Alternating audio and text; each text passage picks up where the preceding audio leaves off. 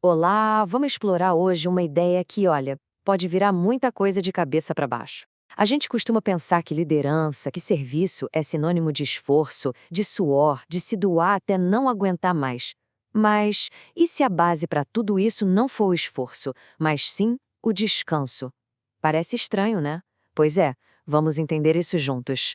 E a pergunta que abre a nossa análise hoje é exatamente essa. Qualquer pessoa que se dedica a uma causa, a um trabalho, a um ministério, corre o risco de chegar naquele ponto de esgotamento. Sabe aquela sensação de que nunca é o suficiente, de que sempre falta algo? Acho que muita gente se identifica com isso. Vamos investigar de onde vem essa pressão toda e descobrir uma saída bem inesperada. Para a gente entender a raiz disso, a gente precisa voltar bastante no tempo. Lá no comecinho de tudo. A primeira vez que a palavra suor aparece na Bíblia não era um contexto muito legal, não. Ela surge como parte de uma maldição, como um símbolo daquele esforço pesado, cansativo, que muitas vezes parece que não leva a lugar nenhum. E é aqui que a história começa a ficar muito interessante. Pensa só nisso. Lá no Antigo Testamento, existia uma regra bem específica sobre a roupa dos sacerdotes. A regra era proibido suar durante o serviço no templo. E não era uma questão de etiqueta, de conforto ou de higiene. Era um símbolo. Uma mensagem muito poderosa sobre como o serviço a Deus deveria funcionar. O segredo todo, gente, estava no tecido.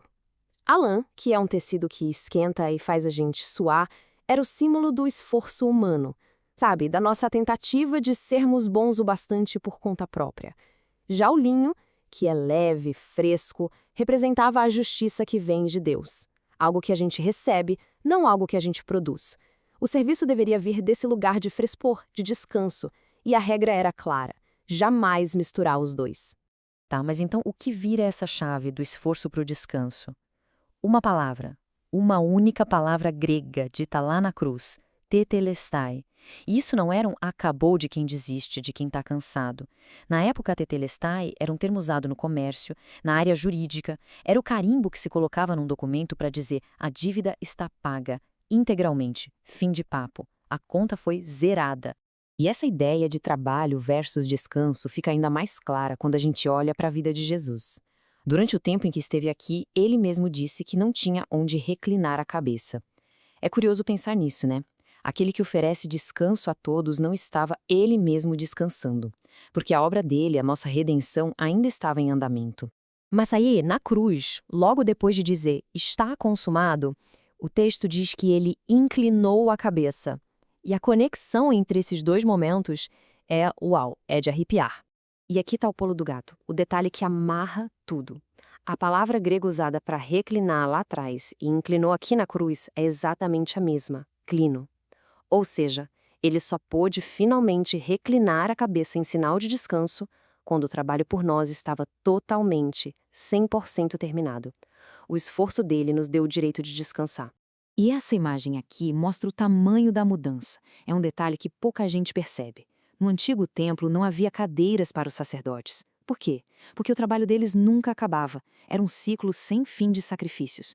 Mas Jesus, depois do seu sacrifício único e perfeito, o que ele fez? Ele se assentou. É o sinal universal de missão cumprida. O trabalho está feito. Acabou. E aqui a gente chega no coração de toda essa reflexão. A nossa vida espiritual, a nossa jornada, ela não começa com a gente fazendo coisas para Deus. Não começa com a nossa caminhada, com o nosso esforço. Começa com a gente se assentando. É isso mesmo. Começa quando a gente entende e aceita que já temos um lugar de descanso garantido por causa do que Cristo fez. A ordem dos fatores aqui altera completamente o produto. Primeiro, a gente senta. A gente aceita essa identidade, essa posição de descanso. É só a partir daí que a nossa caminhada, o nosso serviço, começa a fazer sentido de verdade. As nossas ações passam a ser um reflexo de quem a gente já é, e não uma tentativa desesperada de nos tornarmos alguma coisa que não somos. Ok, tudo lindo, tudo parece fazer sentido, mas aí a gente se depara com um versículo que parece dar um nó na nossa cabeça. Se o ponto central é descansar, por que o texto nos diz para nos esforçarmos para entrar nesse descanso? Parece uma contradição gigantesca, não é? Pois é. Como assim lutar para descansar? A ideia não fecha. Mas a chave está em entender que tipo de esforço é esse. E, vou dar um spoiler, não tem nada a ver com trabalho físico, nem com adicionar mais tarefas na nossa lista. Esse esforço, na verdade, é uma luta interna. É a briga diária para silenciar aquela voz que fica cobrando desempenho. É a decisão consciente de não se comparar com os outros. É o esforço para quietar a alma no meio do caos e ativamente escolher confiar. É a batalha para descansar no que ele fez, em vez de se esgotar no que eu faço. É uma batalha de fé, não de obras. E para fechar, a imagem que talvez resuma tudo isso da forma mais perfeita possível é a da videira. Um galho não faz força para dar fruto. Ele não acorda estressado pensando, preciso produzir uvas hoje. Não, ele só precisa de uma única coisa, permanecer conectado ao tronco. O fruto é só consequência natural, inevitável, dessa conexão.